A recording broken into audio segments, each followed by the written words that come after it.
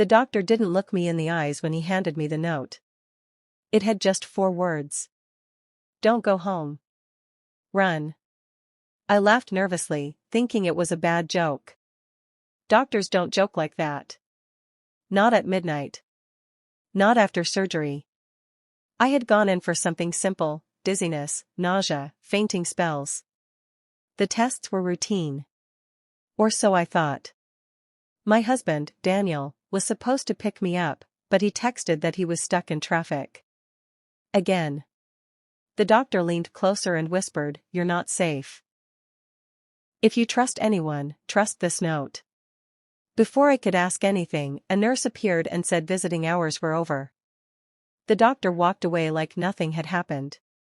I sat there frozen, staring at the paper in my hand. My heart was pounding so hard I could hear it in my ears. Don't go home. Run. From what?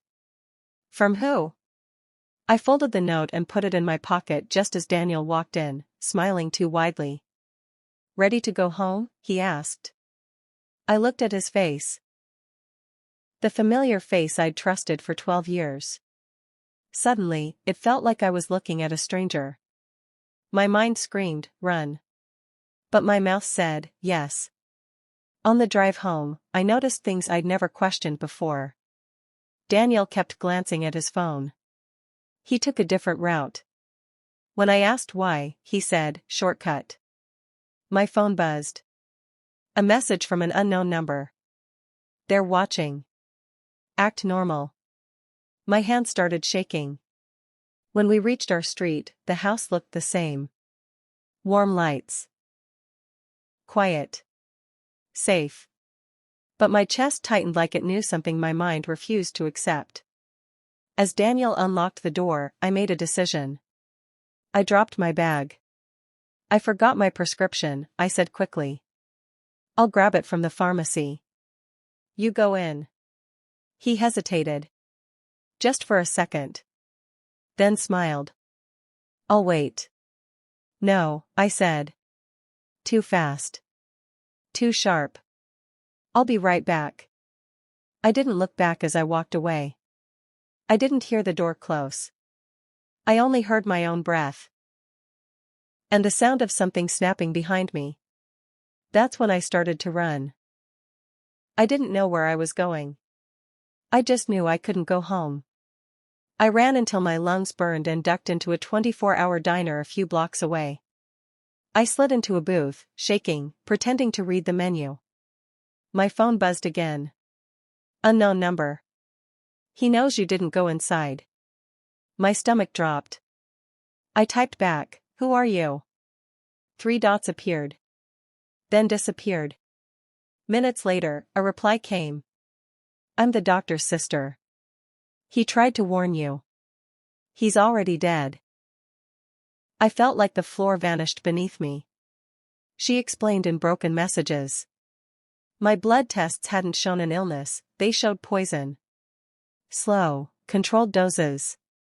Someone had been poisoning me for months. Someone close. My husband. The dizziness. The fainting. The memory gaps. It all made sense. Before I could respond, another message came. Leave the city tonight. Don't trust the police. He has friends. I paid in cash and slipped out the back door.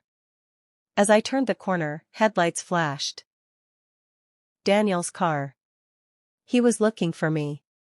I hid behind a dumpster as he passed, talking angrily on the phone. She didn't go inside. Yes, I know, find her. My hands covered my mouth to stop myself from screaming. I called my best friend, but it went straight to voicemail. Then I remembered, Daniel had insisted we stop seeing her. Said she was toxic. Every warning sign I'd ignored lined up in my head like dominoes. I took a bus out of town with nothing but my phone and the clothes I was wearing. Halfway through the ride, my phone rang. Daniel. I didn't answer. A text followed. Come home. We need to talk. Another. You're overreacting. Then the last one. If you don't come back, I can't protect you. Protect me from what? At the next stop, I got off and threw my SIM card into the trash. I checked into a cheap motel under a fake name. That night, I didn't sleep. At 3:17 a.m., someone knocked on my door. I froze. A voice whispered, "Open up. I know you're in there." It was Daniel. I didn't move. I didn't breathe. The handle rattled. Then silence. Minutes passed. Then sirens, distant, but getting closer. Daniel cursed loudly and ran. I collapsed onto the floor, shaking. By morning, the news was everywhere. My husband had been arrested trying to flee the city. His phone records, bank transfers, and the poison found in our kitchen sealed it. The doctor's sister testified. The note saved my life. I never went back to that house. It wasn't home. It was a trap disguised as love.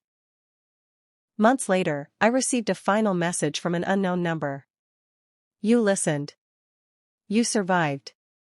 I deleted it and walked into the sunlight, breathing freely for the first time in years. Sometimes danger doesn't scream. Sometimes it smiles, pours you tea, and sleeps beside you. If that doctor hadn't slipped me that note, I wouldn't be here to tell this story. If this story gave you chills, don't forget to like, share, and subscribe. You never know. This story might be the warning someone else needs.